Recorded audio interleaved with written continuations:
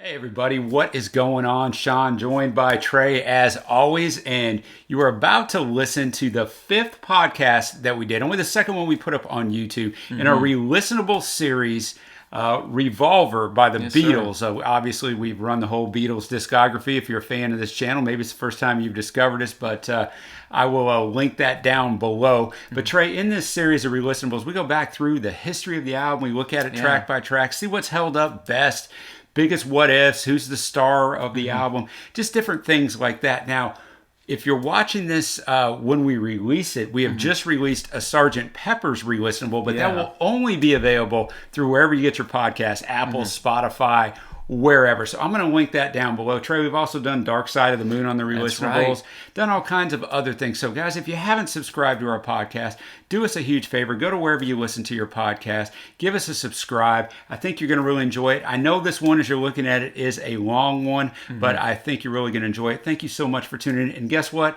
You're not going to see our pretty faces on there. You're just going to hear the audio, but we gave you this version just so you could get a little look. And anything to add? I don't think so, man. It's a fun one. It's one of my favorite records of all time. You can see it up over your head there. Yeah, exactly. And it's fun to detail out this awesome record and what went into it. All right, guys. Well, thanks a lot, man. And like I said, hit that subscribe button, man, and enjoy. When the Beatles walked into EMI Studios in early 1966, they weren't just the biggest musical artists in the world. They were really the biggest anything in the world. But as they were about to record their seventh album, they made the important decision, no more touring. So this album, they were going to utilize the studio as their instrument. And it would not only change things for the Beatles, it would change things for any artist that ever walked into a studio thereafter. This is the Reactions to the Classics Music Podcast, Relistenables, Revolver.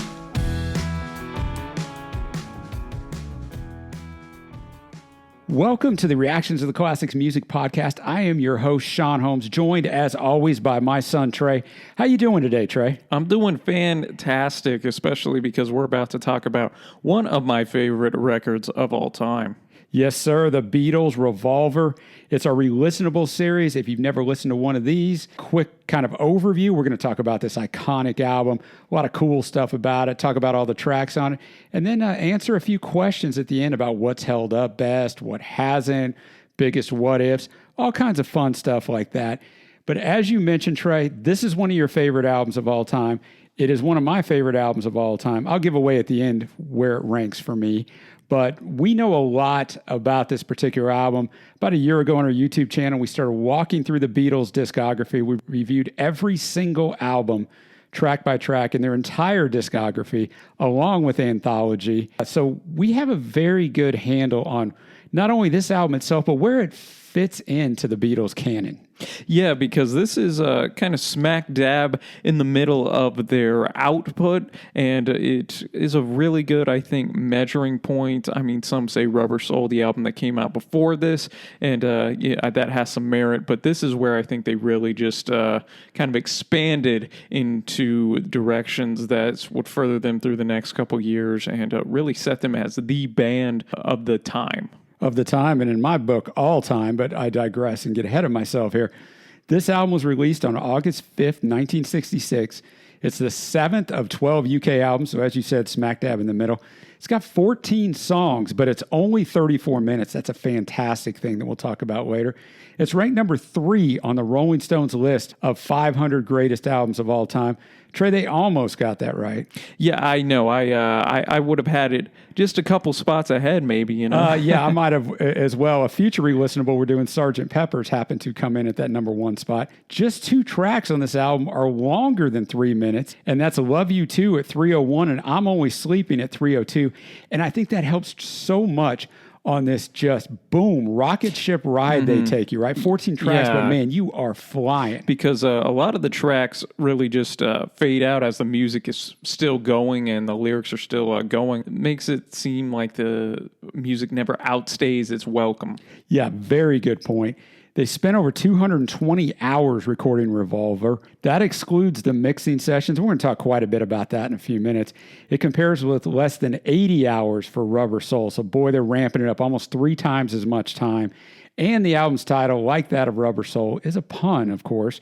referring to both a kind of handgun and the revolving motion of a record as it plays on a turntable. They had originally wanted to call the album Abracadabra until they discovered that another band had already used it, and I think that's a very good thing. Revolver just rolls off the tongue, I think, a little better than abracadabra, but I do love the name. I really enjoy the cover, which, we'll get to here in a little bit as well. Just everything about it just encompasses some of the psychedelic, I think, and just out there nature of a lot of the tunes on this record. Now, we're going to spend quite a bit of time on the background and on the different studio techniques and legacy, because this album, almost more than any that we'll do in this series, just is so iconic for all the things and innovations that are brought about. So the way we come into this, in December of 65, the Rubber Soul album that you mentioned earlier, Trey, was released to wide critical acclaim. According to author David Howard, the limits of pop music, quote, had been raised into the stratosphere by the release of Rubber Soul, resulting in a shift in focus away from singles to creating albums of consistently high quality.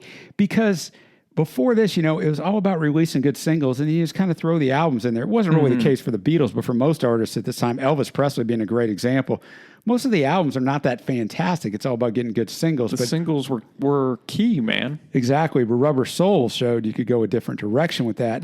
Now, the group's manager, Brian Epstein, had intended that 1966 would follow the pattern they've been doing the previous 2 years, a pattern, Trey, that was just killer. Oh, yeah. So Epstein wanted them to release a film on also have an accompanying album with it. So, of course, we had that with A Hard Day's Night as well as Help. But the Beatles just kind of threw around their cloud and wait and said, nah, Brian, we ain't going to do that.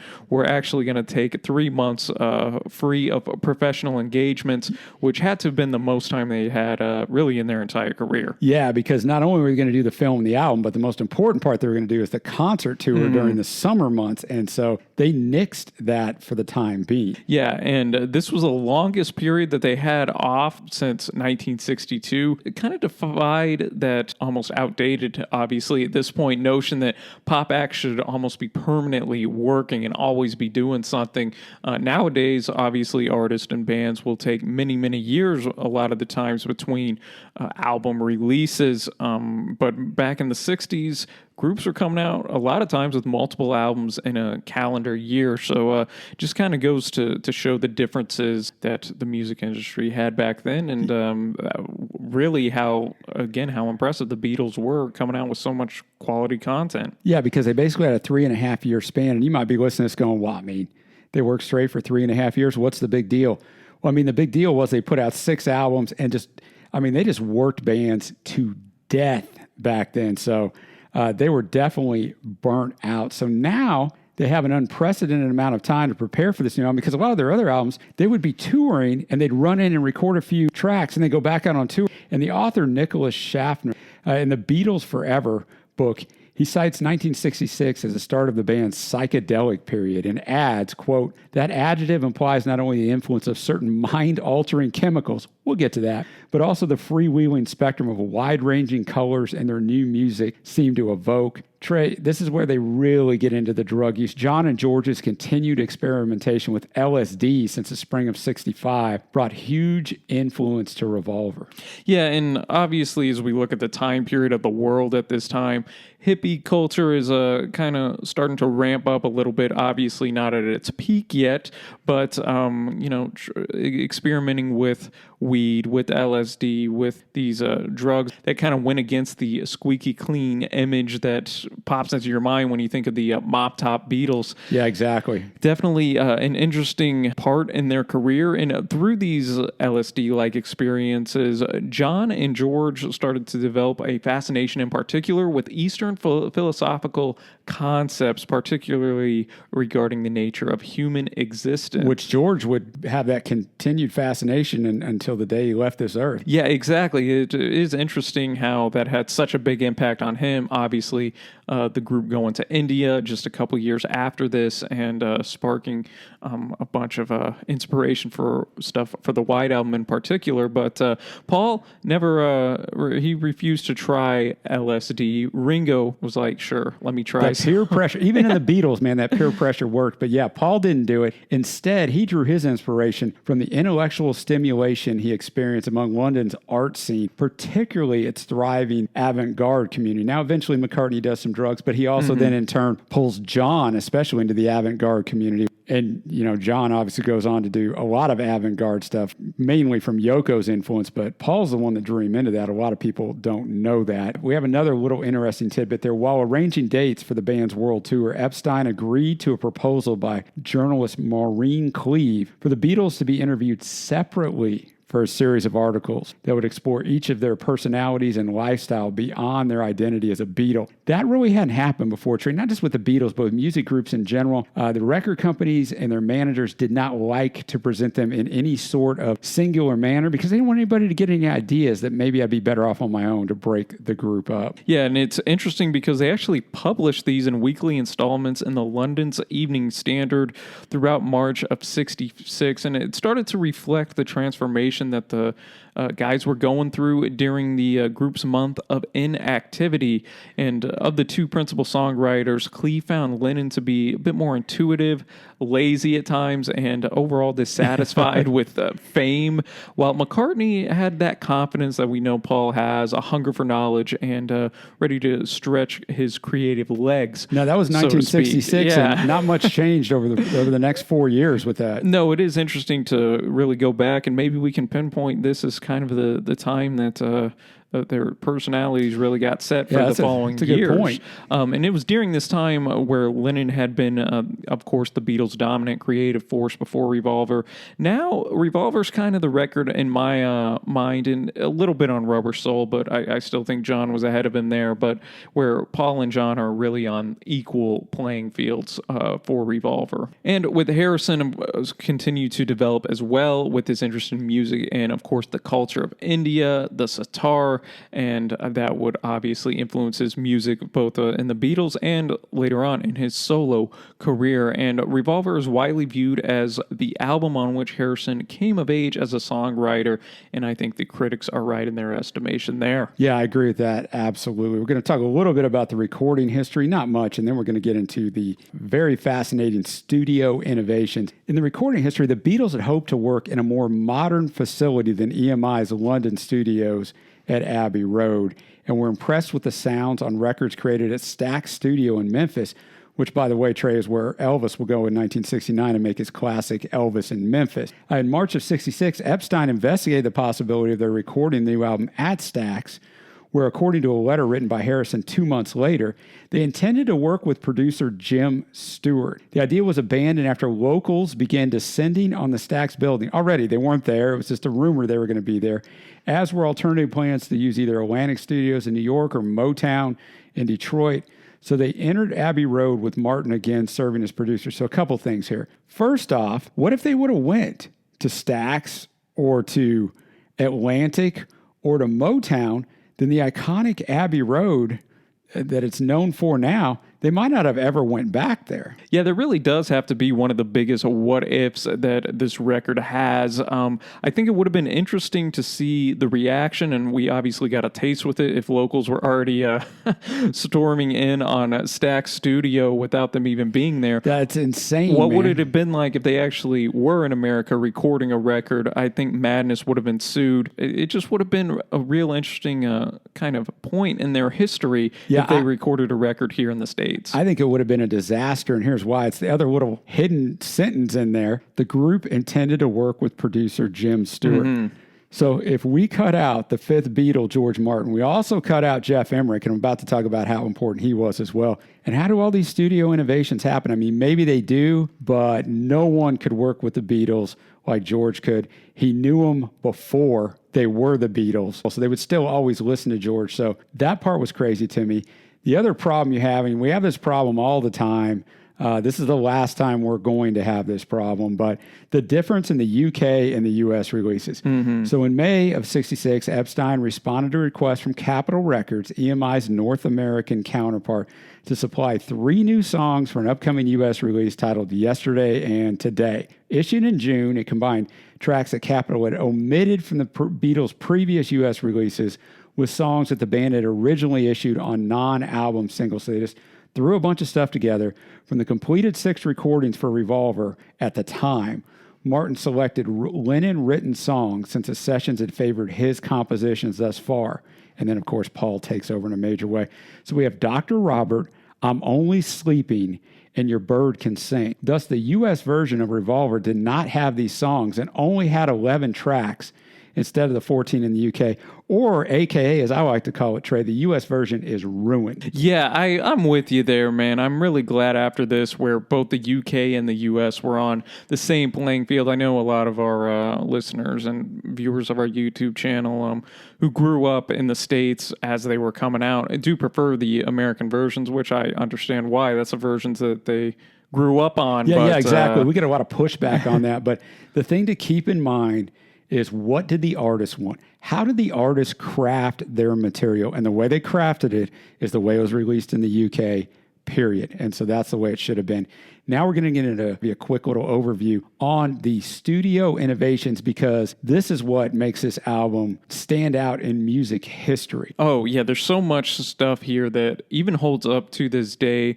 All this time later, Jeff Emmerich had a couple wise words to say. He said that Revolver very rapidly became the album where the Beatles would say, okay, that sounds great. Now let's play the recording backwards or speed it up or slow it down. They tried everything backwards just to see what things sounded like. Yeah, and then a key production technique they used was automatic double tracking, ADT. We'll bring it up all the time on Beatles stuff from here on in. It's a huge thing in Peppers as well, which EMI technical engineer Ken Townsend invented in April. So once again, if they're at Stax Studios, they not only don't have Martin, they don't have Emmerich, and they don't have Ken Townsend, and ADT doesn't exist at this time. This technique is really easy. It employs 2 linked tape recorders to automatically create a doubled vocal track. The standard method had been to double the vocal by singing the same piece twice onto a multi-track tape, a task Lennon particularly disliked because you had to sing it exactly the same inflections, the same everything. It would be ridiculous. It'd be like us having to record this podcast. That's true. Exactly a section of it, okay, better hope my voice is the same here, not getting loud here, different types of things. So I don't know how they did that. I don't know how they did it either. The Beatles were not only delighted with this invention and used it extensively on Revolver,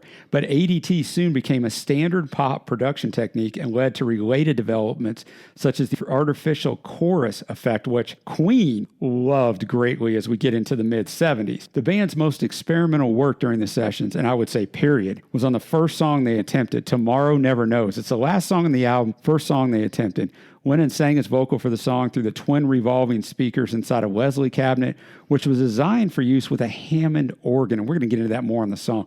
Much of the backing track for the song consists of a series of prepared tape loops, an idea that originated from McCartney. And they actually each prepared loops at home, and a selection of those sounds were then added to the backing of Tomorrow Never Knows. So even though, of course, Paul's not singing on Tomorrow Never Knows, he did have his fingerprints on the track itself, which I think maybe sometimes gets forgotten. We also had reverse tape sounds on Rain, which was the B-side to the single Day Tripper that were recorded during these sessions. We'll talk about a great single release there, and that marked the first pop release to use the technique of reverse tape sounds. We also have the backwards or back mass guitar solo on I'm Only Sleeping, which was also pretty unprecedented in pop music. And Harrison deliberately composed and recorded his guitar parts with a view to how the notes would sound when the tape direction was corrected. Now, I don't even know. Talk about a genius right there. Yeah, how do you even do that? And then their interest in tones that resulted from that varying tape speed, or Verispeeding as it became known, extended to recording a basic track at a faster tempo than they intended the song to sound on disc. During the sessions, Emmerich recorded McCartney's bass guitar amplifier via a loudspeaker, which Townsend had reconfigured to serve as a microphone in order to give the bass more prominence than on previous Beatles releases. Emmerich also ensured a greater presence for Ringo's bass drum by inserting an item of clothing inside the structure to dampen the sound, and then moving the mic to just 3 inches from the drum head and compressing the signal through a Fairchild limiter. So despite EMI Studios obviously being technically inferior, there's a reason why they wanted to come to the States, Starr's drumming on the album soon led to the studios in the States being torn apart and put back together again as those engineers sought to replicate the innovative sounds achieved by the Beatles which was simply shoving some clothes in there and moving a mic close. Yeah, absolutely. For as crazy as some of these innovations were, you then come with just some kind of intuitiveness like that, where it's like, you know what, let's just try this and see how it sounds. And it a lot of times works. Sometimes you just got to throw stuff against the wall and see what sticks, so to speak. So lots of great innovations there, and we'll continue to highlight those as we go into the track by track here in a few. But I want to move now to the artwork, which was created by Klaus Vormann, a guy that was a Beatles friend from of old and pops up as you research the Beatles all throughout their career. Yeah, back in Hamburg, man. Yeah, exactly. And his artwork was part line drawing and part collage, using photographs mostly taken over 64 and 65. And then he placed the photos within the tangle of hair that connects all four of the faces. His aim was to reflect the radical departure in sound represented particularly from Tomorrow Never Knows. And his choice of black and white on the cover was in deliberate defiance of the preference for vivid color at this time. Obviously, this is a very stark contrast to Sgt. Pepper's, their next record, which is just so vibrant and pops off the page. This has that black and white, almost dreariness, and it's very psychedelic in kind of its presentation, which obviously fits the music very well. And when Vormann submitted his work to the Beatles, Epstein wept overjoyed that Klaus had managed to capture the experimental tone of the Beatles' new music, and it actually won the Grammy for Best Album Cover. Now, on the release of the album, McCartney had this to say in June of 66. We'll lose some fans with the new album, but we'll also gain some.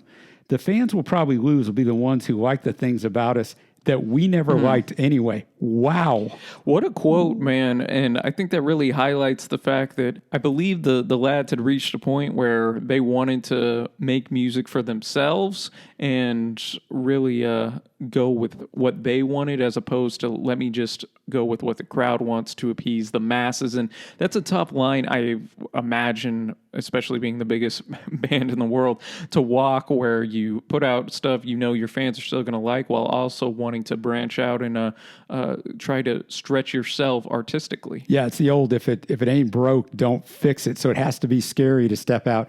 Maybe not as scary for them as probably the record company going, what are you doing? But referencing Paul's comment, Revolver marked the start of a change in the Beatles' core audience, as their young, female-dominated fan base that we see in just the concerts and all the crazy Beatlemania stuff gave way to a following that increasingly comprised more serious-minded male listeners like ourselves, Trey. And pretty much before this release, the Beatles were squeaky clean. They were Teflon, man. Nothing stuck to them. But we had some public relations problems that coincided with the release of this, the combination of which led to their decision to retire from touring following the end of their North American tour in August. In the U.S., the album's release was a secondary event to the famous controversy surrounding the recent publication there of Lennon's interview, in which he had remarked that the Beatles had become, quote, more popular than Jesus. I just got to say real quick, Trey, you and I are definitely devout or committed or big time, whatever word you want to use, Christians. And I will tell you what, the conservative Christian world took that comment, more popular than Jesus, and went crazy.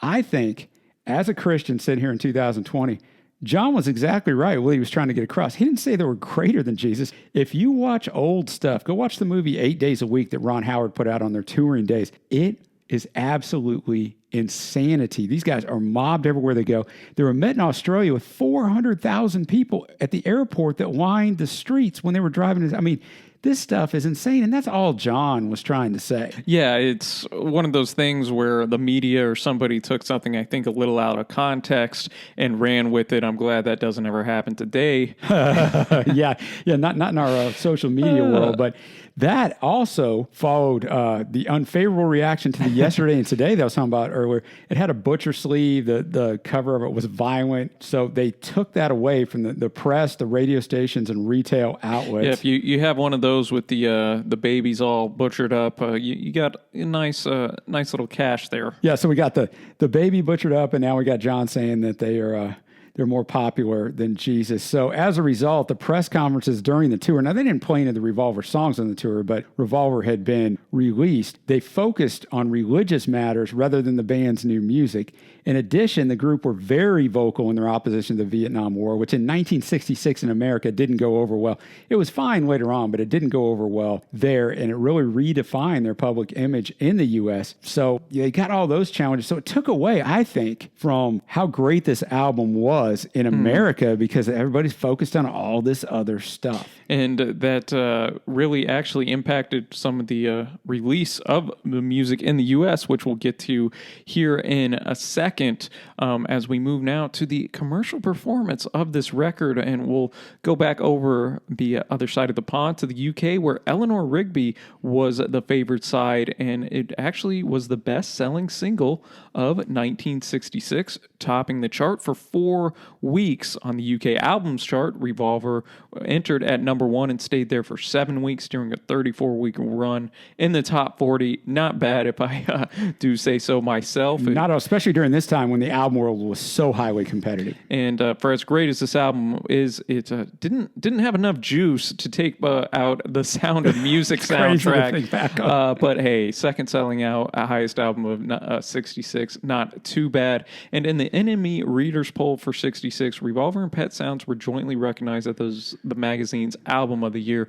66, what a fantastic year of music. You also have Dylan's Blonde on Blonde and many other classics, of course. No joke, man. Now we're going to go back over to America, where Capitol were very wary of the religious references in Eleanor Rigby. I guess they were thinking, we don't want anything else, and instead pushed Yellow Submarine over Eleanor Rigby on that single. It peaked at 2 on the Billboard Hot 100, making it the first designated Beatles single since 1963 not to top that chart. So if you had people talk, oh, they're not number 1 anymore. On the Billboard album chart, Revolver hit number 1 in September, staying there for 6 weeks, a week after the end of Yesterday and Today's 5-week run at the top. Revolver was nominated for Grammy for Album of the Year.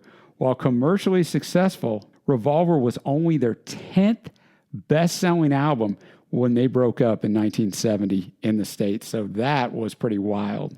Yeah, and that really highlighted a little bit of the critical reception of this record. Yeah, definitely a dichotomy between the two sides of the pond. In the U.S., due to all the controversies that we just talked about, there wasn't a lot of favorable press, especially compared to the band's previous releases, whereas in Britain, Revolver was highly favored and had a lot of positive reception. So just goes to show you how some of the circumstances behind that affected how people viewed this record, depending on what side of the pond you were on. They went in there with those biases already now. Oh, absolutely. Now, things have changed in a retrospective manner because Revolver's been recognized as having inspired new subgenres of music, anticipating electronica, punk rock, baroque rock, world music, among other styles.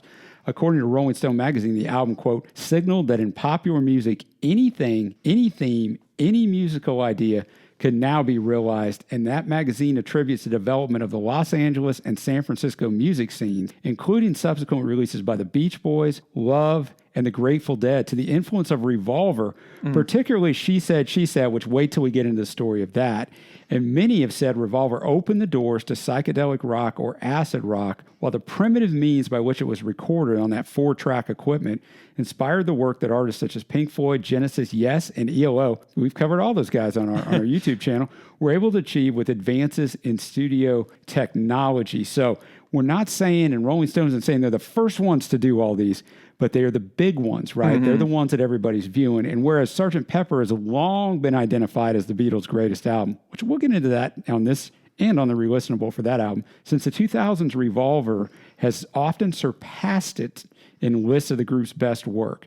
As the album's 1987 CD release with a full complement of Lennon compositions as marking the start of a process where Revolver steadily climbed in public estimation to become recognized as the Beatles' finest work. The reason why that 1987 CD is important, Trey, is because in the United States, there was no way to get this album in its proper form until that CD was released. Yeah, absolutely. And critics further noted that Revolver found the Beatles, quote, at the peak of their powers, competing with one another because nobody else could touch them. Others said it was the best album the Beatles ever made, which means the best album by anybody. Boy, that's a great statement right there. Others argue, and I'm inclined to agree with this, that it showed the 4 band members members peaking at the exact same time and deeming it to be the best of the bunch, the letter that went unanswered. What a great quote there.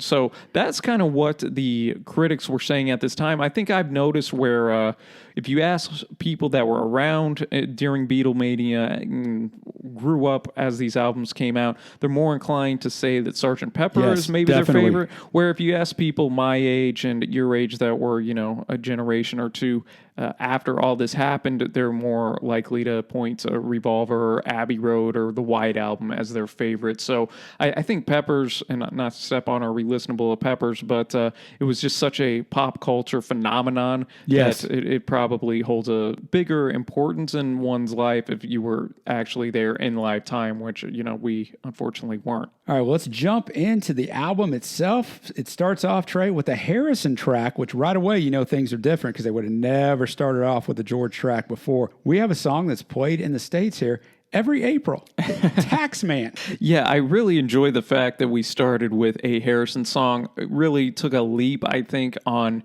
Rubber Soul, and then on this record himself, he really starts to show some of those Indian influences and also some of his maturation as a songwriter. And the song starts off with that spoken count in, sort of out of tempo with the performance that follows, which I always enjoy, the 1, 2, 3. I do too. Yeah, it's credited with establishing the new studio aesthetic of Revolver. It's the first thing you hear. But here's what I didn't come across when we actually reviewed this on our YouTube channel. It was actually recorded a month after the song, so it wasn't genuine to the recording of the song. So that made me sad, Trey.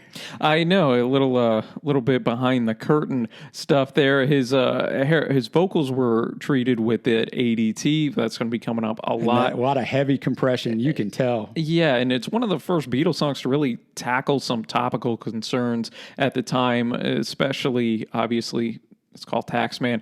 The progressive tax in the UK, as their earnings placed them in that top tax bracket where they were liable to the 95% super tax. Let's jump in on that. You heard that right if you're listening to this and you're in the States. 95% of their income was subject to taxation. They got to keep 5%. You got Zepp, you got the Rolling Stones ended up going to France. Mm-hmm. All these groups that are from the UK, they all leave in the 60s and early 70s because, man, can you imagine getting taxed 95%? People in the U.S. here would be losing their minds. Yeah, we'd have a revolt. Now, Paul played the guitar solo on Taxman. A lot of people who are just casual listeners don't realize that. You would think it would be George, but it was not. A lot of people say that guitar solo is like nothing the Beatles or really almost anyone had done prior to the time. Emmerich said there was a bit of tension on that session because George had a great deal of trouble playing the solo. In fact, he couldn't even do a proper job of it when we slowed the tape down to half speed. After a couple hours of watching him struggle, both Paul and George Martin started becoming quite frustrated. This was, after all, a Harrison song, and therefore not something anyone was prepared to spend a whole lot of time on.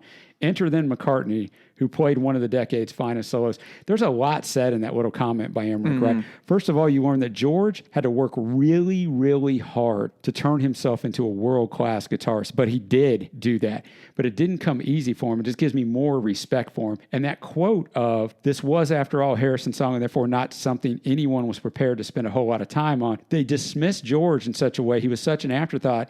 And then when George excels later on and becomes on an equal level with him, they didn't change that mentality towards him, and kind of, you get a good glimpse into that right here. Absolutely, and I think it is one of Paul's finest works here, and the way him and George were able to even put that aside, kind of blend together. It came out with one of the best openers that the Beatles ever did, man. I really, really love this tune. Yeah, I love this tune too.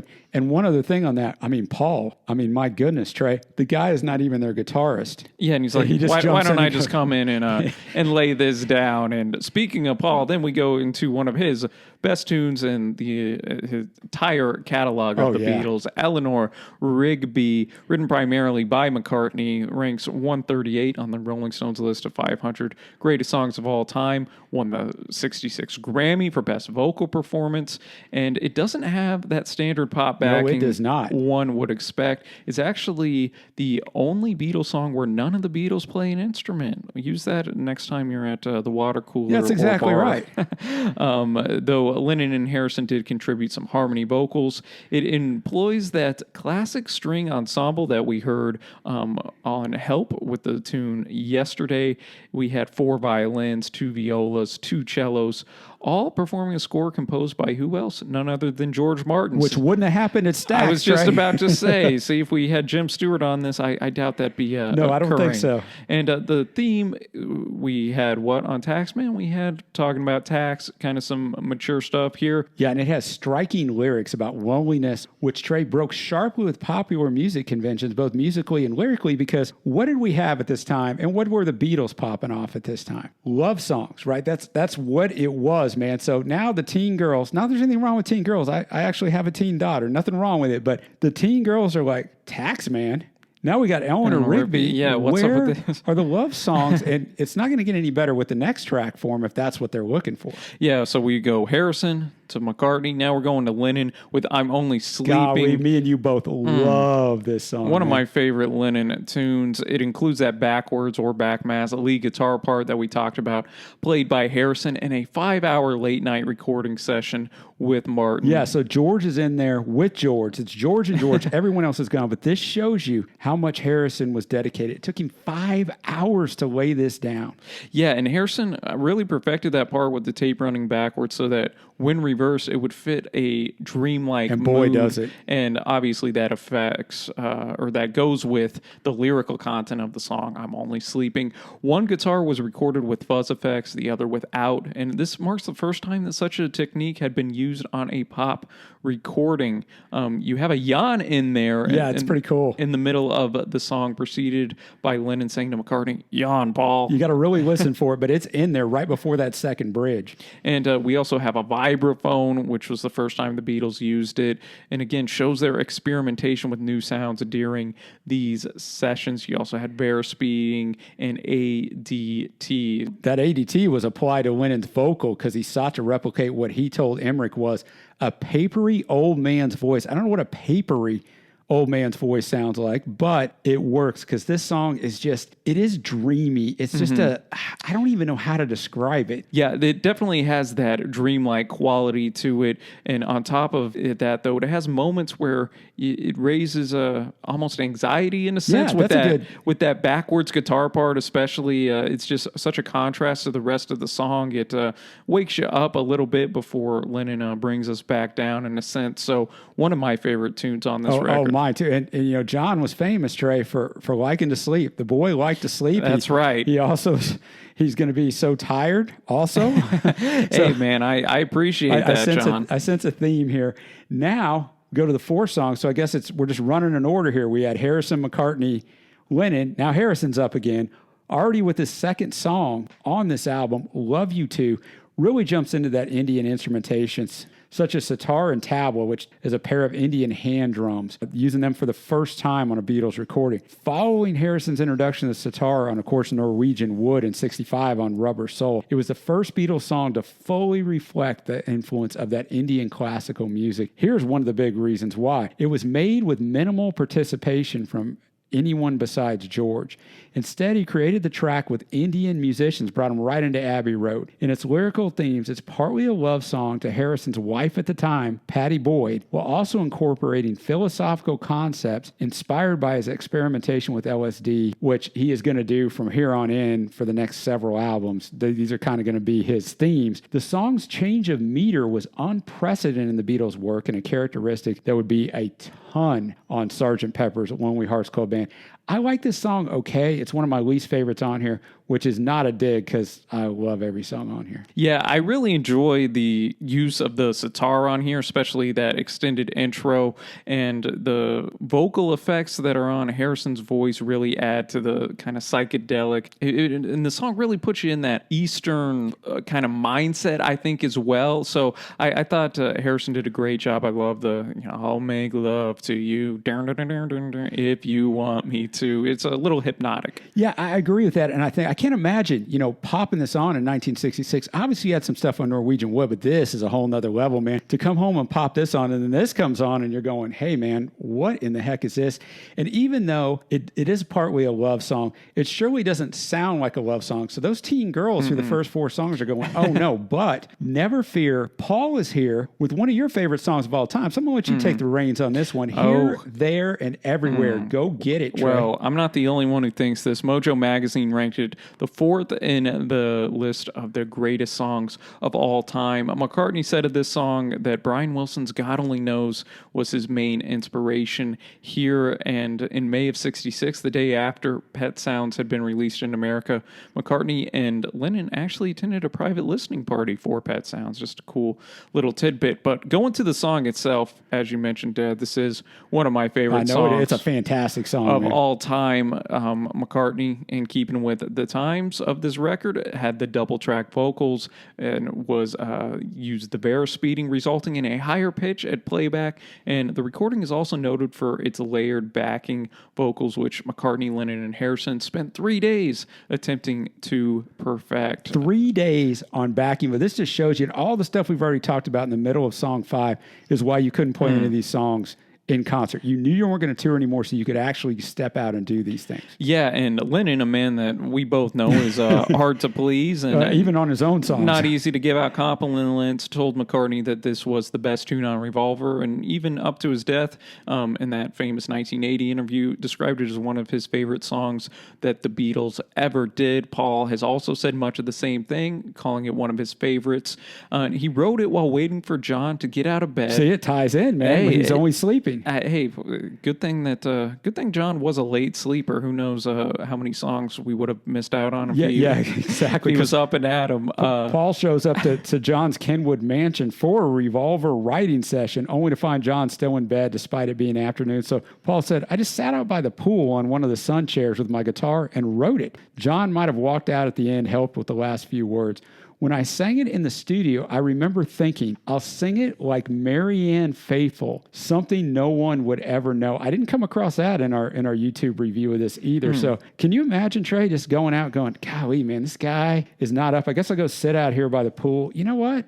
I guess I'll bang out a tune, and this is what you bang out, man. Unbelievable. Oh, yeah. I'll save some of my thoughts on the song for our hottest take I here. figured you would. But just one of the greatest songs that the Beatles ever put out, and it's only the 5th song on this record, man. Yeah, now we're going to come to a song that's one of their most famous songs they ever put out, and I'll get to more of my thoughts on this song at the end as well. But Ringo, our boy Ringo, is finally up with Yellow Submarine. Now, this is what Paul and John did all the time. The song that they didn't care for so much, they would give them to George, and then eventually they'd start giving them to Ringo instead. So Paul and John wrote this. It went to number 1 on the British chart and was the highest selling single of 1966 in the UK, which blows my mind, but that's another story. In the US, it peaked at number 2, as I talked about at the start, and it was the most successful Beatles song to feature Starr as the lead vocalist. Although intended as a nonsense song for children, it received various social and political interpretations at the time because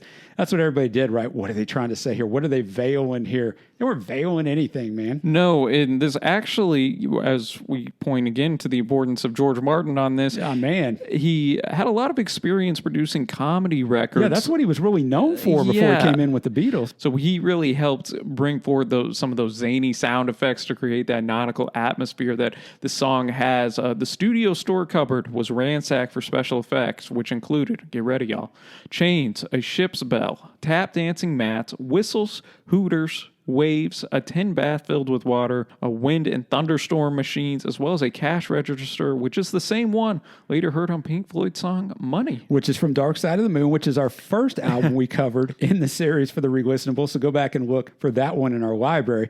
Lennon blew through a straw into a pan of water to create a bubbling effect. McCartney and Lennon talked through 10 cans to create the sound of the captain's orders. And Ringo actually stepped outside the doors of the recording room and yelled like a sailor. cut the cable, dropped the cable, which was looped into the song afterwards, and Abbey Road employees twirled chains in a 10 bath to create water sound, which, I mean, when you hear all that and then you go listen to the song, you're like, oh, okay, that's where all this crazy stuff happens. I mean, basically it tells of life on a sea voyage accompanied by friends. It becomes a famous movie, as we all know. But there's a story in here that Emmerich shared later on that was quite interesting. He said Yellow Submarine almost killed John Lennon because John pressed Emmerich, as John was doing at this time, right? He wanted to push the limits. He wanted Emmerich to record him singing underwater after first having attempted to sing it while gargling. That's a total John idea. Yeah, as we'll get to on Tomorrow Never Knows, some of his ideas. Well, Jeff Emmerich said, while George Martin worked at dissuading him, I began thinking of an alternative. Might we have John sing into a mic that was immersed in water? So a mic was wrapped, now this is still PG-13, ladies and gentlemen, in a condom for protection and dropped in a milk carton. The signal was distant and abandoned, but no one at the time was aware how lucky Lennon had been. Emmerich said it wasn't until many years later that I realized with horror that the microphone we were using was phantom powered, which means that it was actually a live electrical object. In conjunction with the 240-volt system used in England, any of us, including John, could have easily been electrocuted, and I would have gone down in history as the first recording engineer to kill a client in the studio. Can you imagine that? But another thing that's cool, Trey, is there's a host of uncredited names singing backing vocals. Yeah, we have the Rolling Stones' Brian Jones, we have Donovan, Patty Boyd, and speaking of Marianne Faithfull, she actually appeared on this with backing vocals, which is pretty neat. So there's a lot of Easter eggs on this tune. There really is, and I'll tell you who didn't like this tune though, Trey. The Kinks' Ray Davies. He actually reviewed this record and branded this track in particular as a load of rubbish, really. Which, knowing Ray and kind of the ego he has, I mean, God bless the Kinks. I really enjoy them. Oh, I do too. But that doesn't surprise me. He had that to say about this. So just a lot of interesting perspective on this tune that you don't know unless you dig a little bit. I mean, the whole thing about the microphone, I mean, imagine the news headlines of that. Oh, my goodness. Happened. Lennon actually died in the studio. My goodness. You talk about being experimental. I think for this song, and I'm going to cover it more in our ending thoughts, but this song is obviously iconic. It's a fun song. People who aren't even Beatles fans know this song. It's fun to sing along with. It's not a great song. Yeah, I definitely think it could have been maybe taken out, and for Rain, that would have been a cool little... Yeah, well, let's not get in too much of that because I'm going to actually talk about that very thing at the end. But I know if you're listening to this right now, tons of you love the Yellow Submarine. You're like, these guys are crazy. Just hang with us now. I do enjoy it for the fact that I sing along with it. A lot of the kids' first Beatles songs they know is Yellow Submarine, just because your sister loves it. Yeah, it has that sing along type of atmosphere, and of course, obviously the movie that went along with it. So it is cool for that sense. But when you know the other songs on this record, it's just quite overshadowed when you're trying to compare it. And this next song is a very underrated song for me because I know all about it because I know what it's about, and that just lends to how awesome it is. She Said, She Said, written by John with assistance from George Harrison on this one. Lennon described it as, quote, an acidy song with lyrics inspired by actor Peter Fonda's comments during an LSD trip in August 1965 with members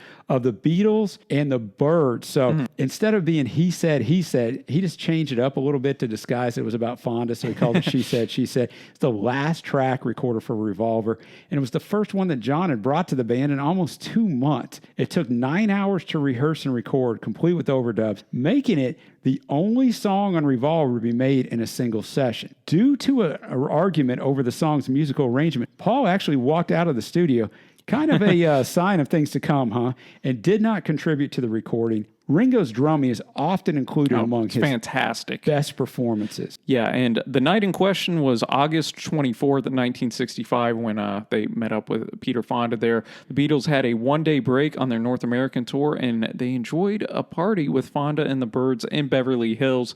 Fonda said in Rolling Stone that it was a thoroughly tripped-out atmosphere because they kept finding girls hiding under tables and so forth. One snuck into the pool room through a window while an acid fire where Ringo was shooting pool with the wrong end of the cue. And as a child, Fonda had nearly died of a gunshot wound, which he insisted on showing the Beatles, distressing George. I mean, And they told him to leave. Yeah, it's crazy. To be a fly on the wall in that would have been something special. Yeah, they were so tripped out, and Fonda kept telling him, "I know what it feels like to be dead," and just freaking him out. And for John to go, "Golly, man, I need one more song. You know what? I'm going to write about this." So what a way to end that. I mean, the A side is arguably, I think, the greatest side they ever produced. Yeah, it's so good. Yeah, and we're going to start off the B side with "Good Day Sunshine," another McCartney offering. It was his attempt to emulate the Loving Spoonful.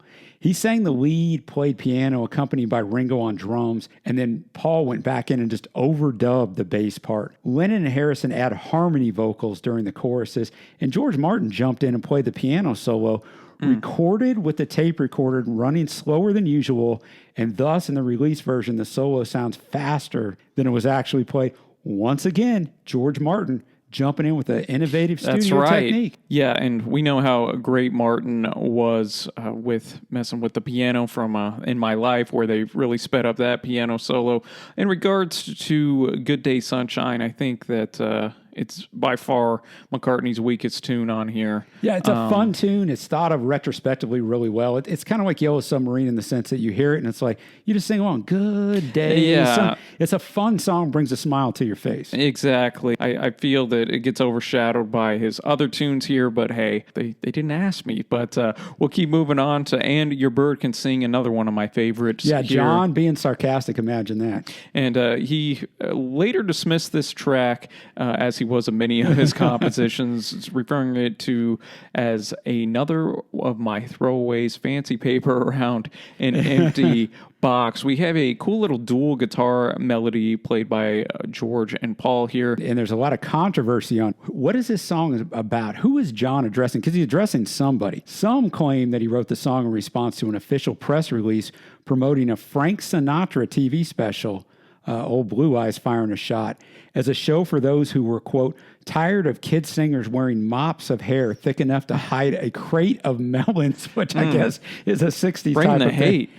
But according to others, and this is what I believe 100%, Lennon wrote the song in response to Mick Jagger boasting about his pop star girlfriend, which was Bird in English slang. Marianne Faithfull, who you mentioned earlier, was on Yellow Submarine. And then the track before that, Paul said he tried to sing Here, There, and Everywhere like Marianne Faithfull. Guitar World magazine ranked Harrison's playing on the song at 69 on its list of 100 greatest guitar solos.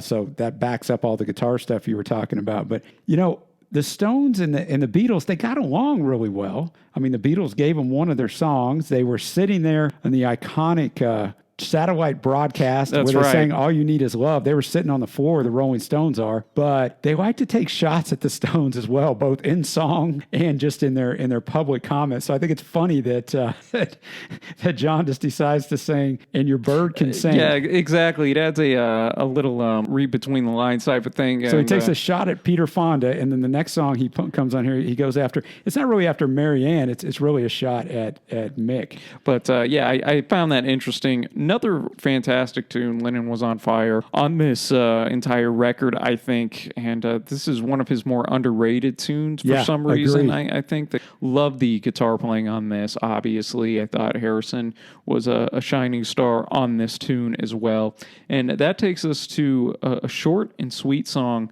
from Mr. McCartney here. For No One really is about the end of a relationship. And again, we have some love type of songs on this record, but not in the traditional sense. Because here we're talking about that end of the relationship. Yeah. A lot more mature than a lot of the other work that they had released up to this point.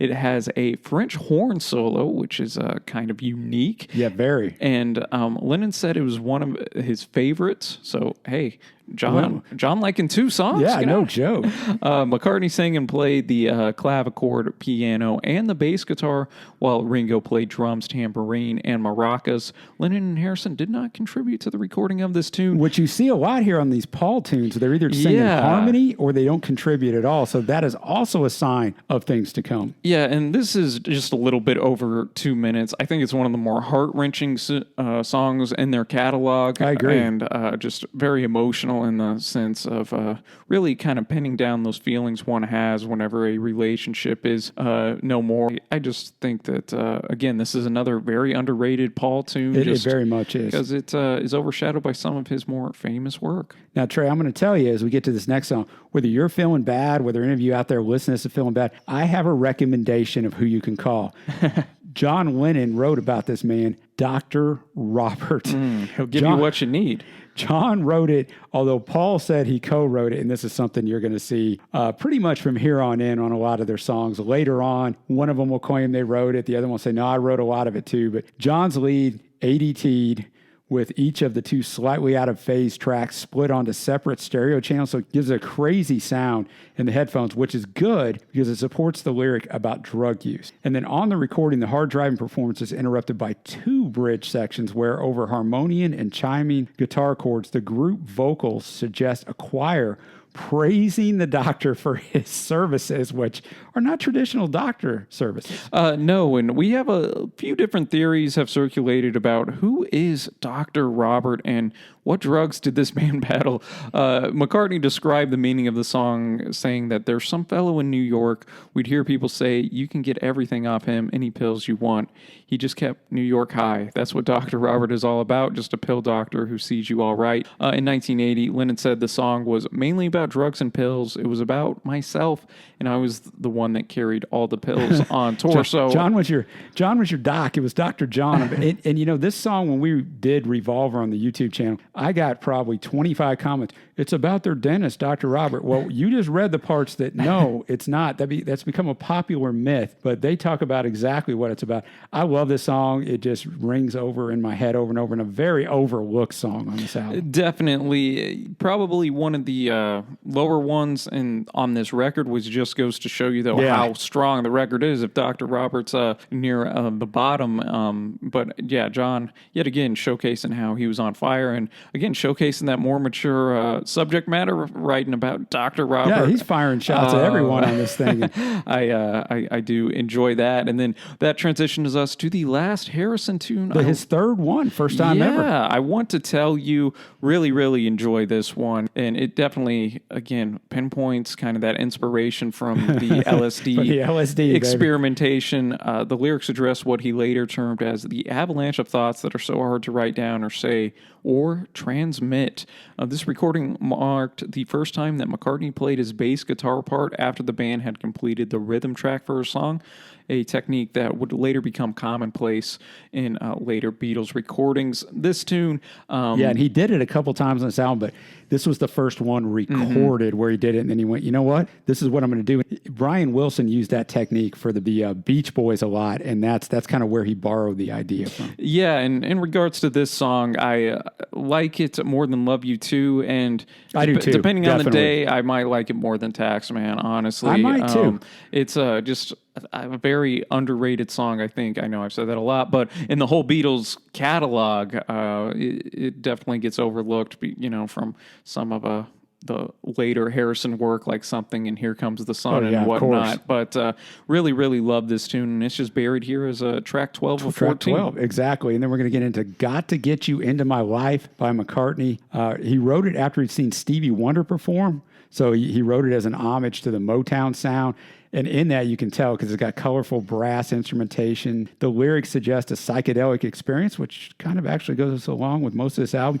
Later on, McCartney said it's actually an ode to pot. The brass was close mic'd and the bells of the instruments, then put through a limiter. Once again, Emmerich showing his magic. And then the song closes with fading vocals of McCartney, much like the soul records of the time. This is a nice little piece on here, too, kind of buried in here. I just want to shout out, Got to Get You Into My Life. I love the horns that just come in right there. Again, a song that is short and just packs so much into it. And as you mentioned, another song where we got to tip our cap to drugs right here, man.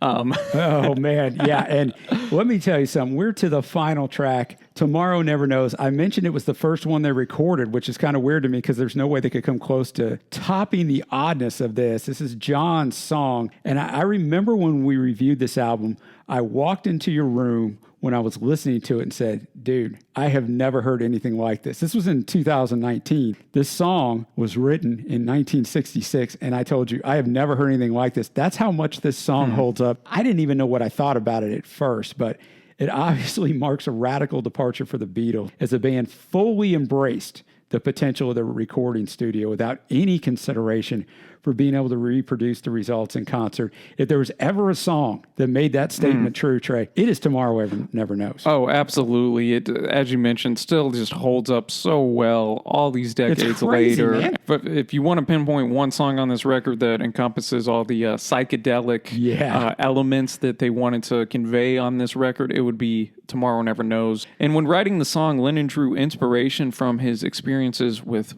none other than LSD. And I would hope so when you write something like that. I don't know how you could just come with this with a sound mind. As well as the writings of Timothy Leary. And on the recording, the Beatles incorporated some of those musical elements that were unconventional in pop music. Features that Indian-inspired the modal backing of the tambura and the sitar drone. Had that bass guitar, tape loops, just a bunch of crazy stuff. You mentioned earlier how Lennon's vocal was fed through a Leslie speaker cabinet, which was normally used as a loudspeaker for a Hammond organ. The song has backwards guitar parts and effects, which marked the first time reverse sounds were really used in a pop recording. It is interesting to note, title never appears in the song's lyrics. Lennon said that he wanted to capture the atmosphere of a Tibetan Buddhist ceremony.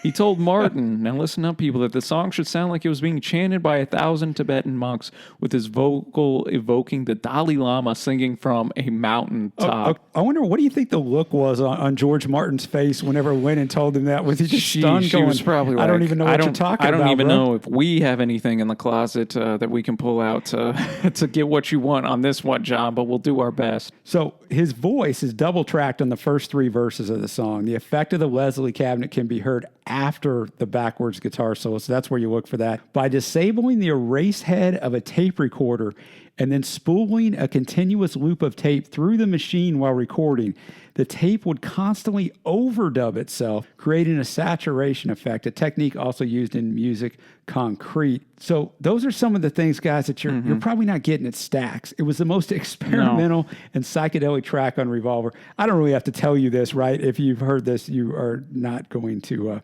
dispute that. But in both its structure and production, it was not a song that could be easily sung by a rock group live, I would say, or at all, as the special effects and tape manipulation were integral to the tune, could not be recreated on stage. It's kind of a one-time thing. You couldn't recreate it in the studio again.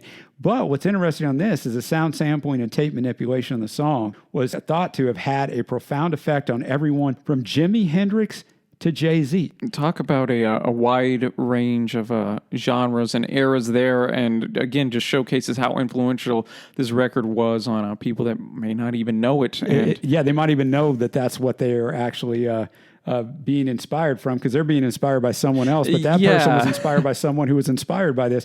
But Trey, tell us the last part of this crazy thing of what Mr. Lennon first proposed. Yeah, so John suggested that he be suspended from a rope in the middle of the studio ceiling, putting a mic in the middle of the floor, giving him a push, and letting him sing as he went around and around. So upside down, spinning and around. There is a photo. That's where the Leslie speaker came in. And there is a photo of him like hanging upside down. I put it on our top 100 Beatles song list for this song. You can just search like John Lennon, Tomorrow Never Knows, upside down, and it'll pop up for you. And then there's those man birds you hear, which are the product of McCartney cutting up pieces of tape he'd made that featured distorted guitars and bass and wine glasses ringing, and then working in the studio on 5 tape machines and then pulling the faders. Yeah, I pulled that way out from the research because we didn't have that on the Revolver YouTube either. So I was really trying to pull every little bit I could, because if you're spending the time with us here, I want you to get some stuff that you may not have known, and hopefully you have. This song, Trey, it stands up. I can't imagine it ever not standing up because it is so unique. Oh, absolutely. Just what a tremendous closer. And as I mentioned, just really encompasses all the kind of themes of this record into a nice little bow here. And I guess that moves us to our categories. It does, Trace. The first one up. What's aged the best? I'll go first because we just talked about it. For me, Tomorrow Never Knows. I wrote that down too. It's so still I'll let revolutionary, you take this. and in general, the entire album, though, sounds fresh. I don't put any of these songs on and go, well, that was really 1966. 'Cause, we do that a lot on our channel. We review a lot of classic albums, and some of them, you're like, yeah, that really sounds like 1972. You can tell it's from that period. You can't really tell for me what period this is from. This whole album is unique, but obviously Tomorrow Never Knows is something that I never heard from them again. Not their best song, but never anything quite as wild as that. No, I totally agree with you, and I don't have too much to add. I wrote down Tomorrow Never Knows as well. Still sounds out of this world to this day. And now we'll go to what aged the worst. For me, it was really hard to come up with anything, honestly, so I really won't spend much time on that. And I said nothing. Yeah. I mean, I'm not going to just create something just for a talking point, although some shows will. I'm not on this one. I don't imagine there'll be too many albums where I don't have something, but yes, same here. And so then that'll move us to the peak time on this record. I gotta go. I know I'm taking a long stretch here, but the first 5 songs on this, I'd put up against pretty much any 5 songs that they put out in a row. You start with Taxman, Eleanor Rigby, I'm Only Sleeping, Love You Too, Here, There, and Everywhere. Gives you 2 George songs, 2 McCartney songs, and then one of John's best songs. What a 5-song run to start off this record. Just wonderful track listing all the way around here, I think. Yeah, for me, the peak time on the album, for me, it's a broken record, no pun intended. Tomorrow Never Knows. And the reason why is because I think more than anything on this album, there were several things that let people know that, hey, look, we're not the same Mop Tops. Rubber Soul started to do that, but you're not going to get your normal music here. But this not only cracked the mold, it shattered it everywhere. You hear this song of Tomorrow Never Knows and goes, well, those Beatles of I Saw Her Standing There, they're gone. And I think that was very important. And the honorable mention for me is part of what you had, but Eleanor Rigby into I'm Only Sleeping. I like that. That little 2-song run there for me is just a fantastic dichotomy of McCartney and Lennon, functioning at some of their peaks. Peak time of career. So this is a question we ask on every album. Is this the peak of the Beatles? And I say yes. I say the peak started with Rubber Soul, but this for me personally is their peak. Now, I guarantee you Sgt. Pepper's is fantastic. Abbey Road's fantastic. But for me, yes, this is the peak time of their career.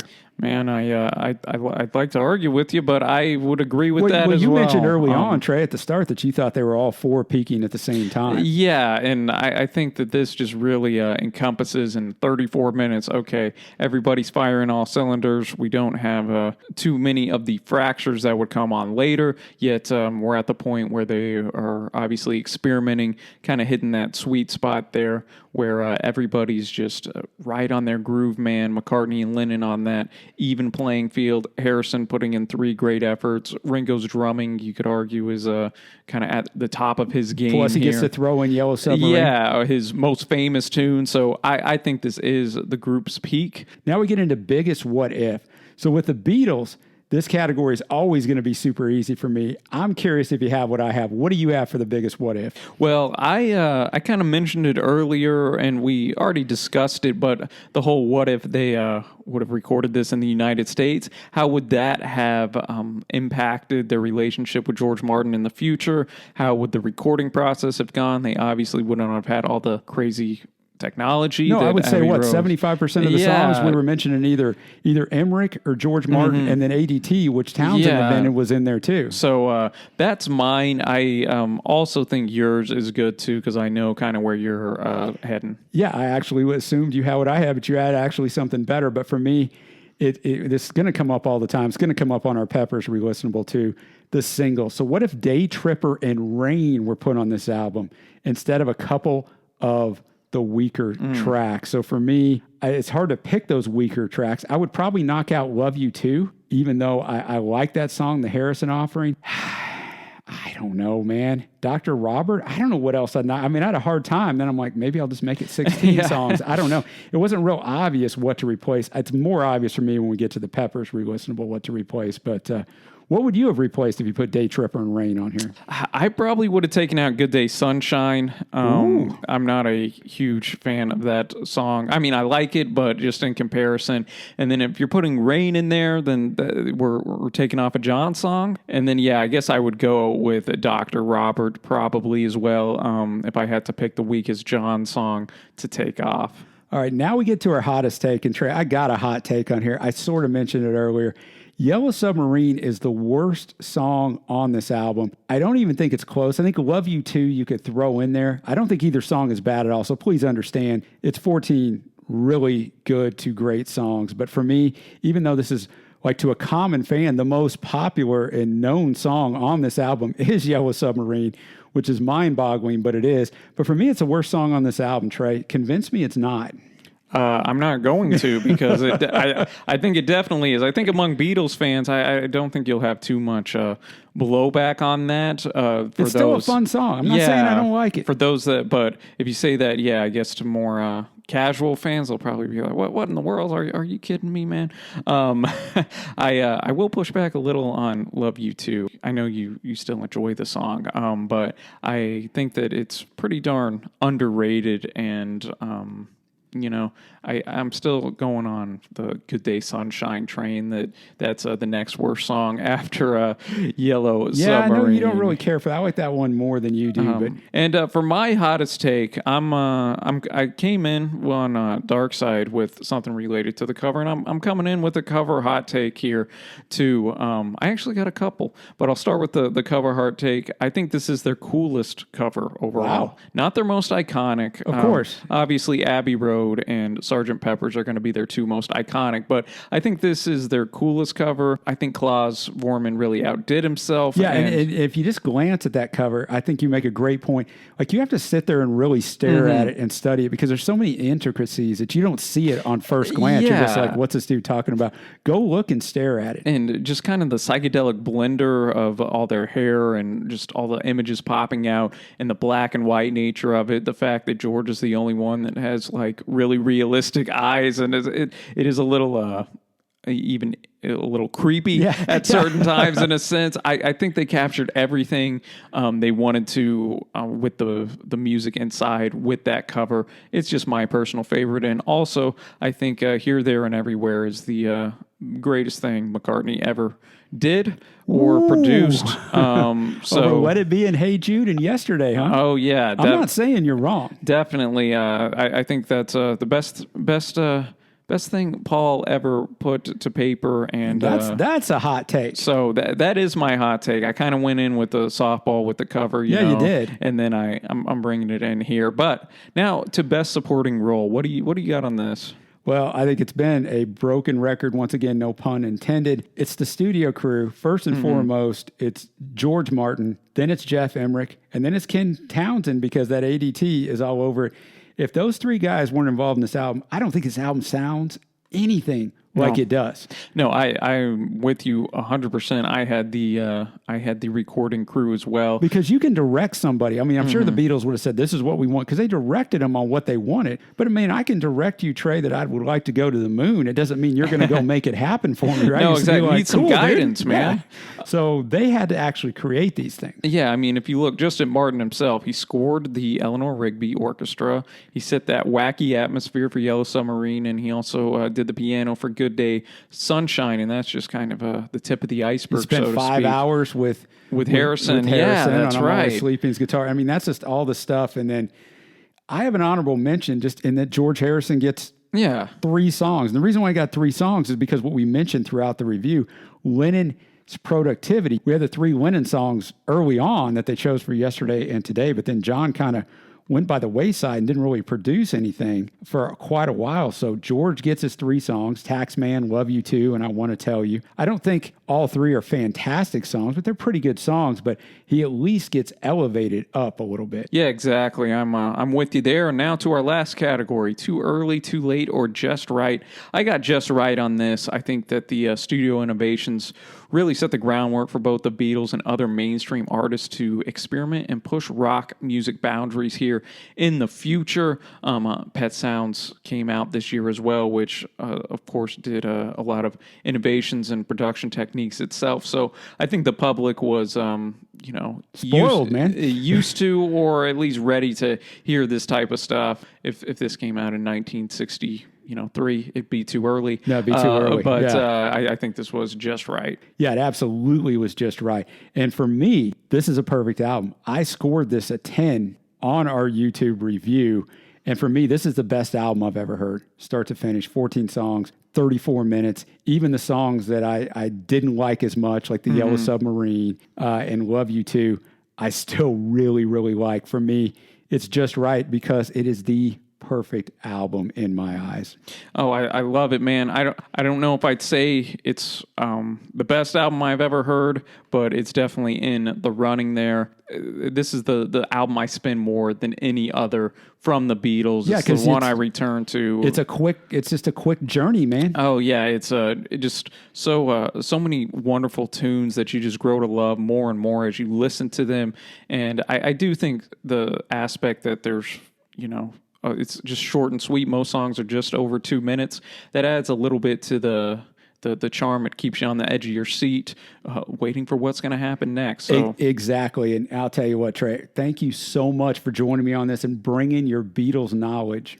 Oh, well, as always, appreciate you having me, man. Really, really enjoyed talking about Revolver and look forward to doing more of these, especially on the Beatles in the future. Yeah, we got a lot of Beatles content coming up. It's our favorite subject here at Reactions to the Classics, both on our YouTube channel and on this podcast. Coming up very soon, we'll have the Sgt. Pepper's Relistenable, and we'll also have a special podcast for the Let It Be 50th anniversary. Those are just a few things coming up. Well, everybody, that's going to do it for another edition of the Reactions to the Classics Music Podcast. As always, we appreciate you stopping by. When you get an opportunity, hit that subscribe button on Apple Podcasts, Spotify, or wherever you get your podcast content. Also, go by Apple Podcasts and leave us a 5-star review. That'll help us out so much.